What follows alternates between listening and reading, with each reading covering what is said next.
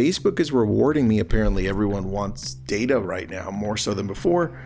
We're at over 7 million views on these graphics in 28 days. So yes, we are going massively viral.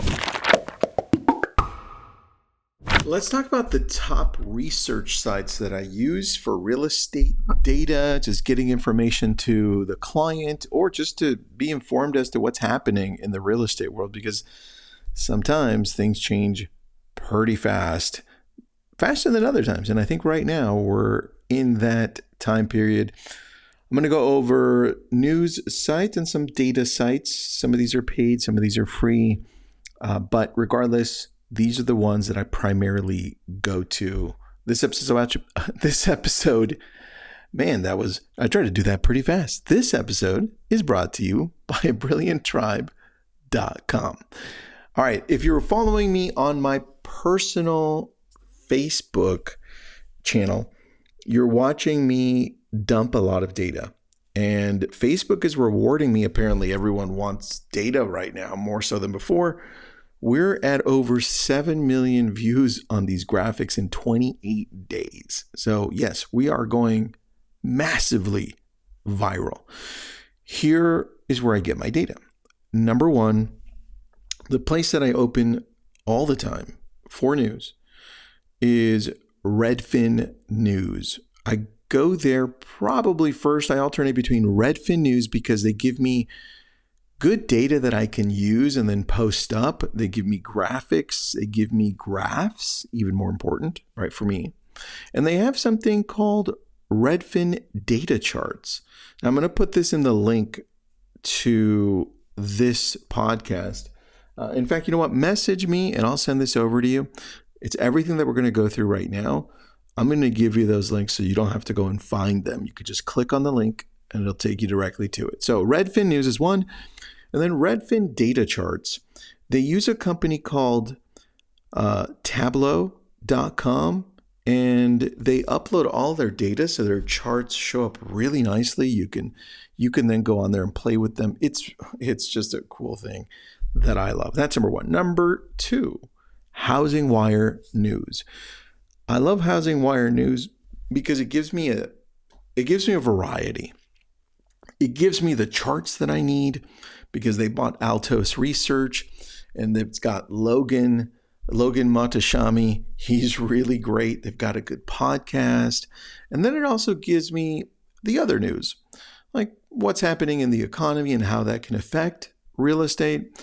And sometimes the sensationalized news that you get more on the other one that I go to, which is Inman, right? And that's a lot more like less so in the last couple of years, but more like the National Enquirer. They try to sensationalize the news to capture your attention, and they try to make things out of something that's normal. They try to make it crazy. But I like some of those because they give us good data and they have good journalists. So I really like those three so far. And then I go to NAR Economics. That's just nar.realtor.blog or /blog. Anyway, just message me and I'll send this to you. I go there because I love their graphics and I love that data. In fact, some of the data that I've posted that has gone viral, both in some of my videos and some just static posts, I get from NAR. NAR does such a great job.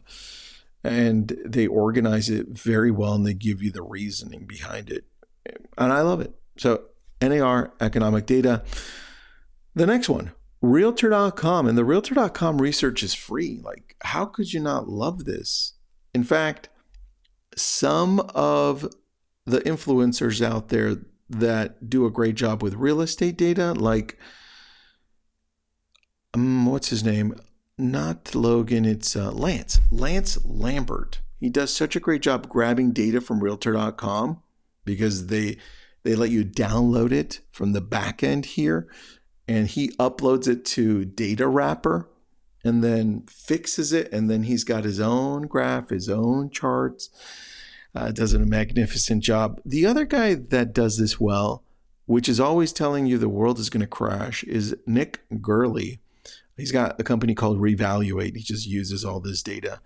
Unfortunately, he reads it wrong most of the time, but that's the other guy. And then Zillow Research, which does the same thing as Realtor.com with research, but really more research.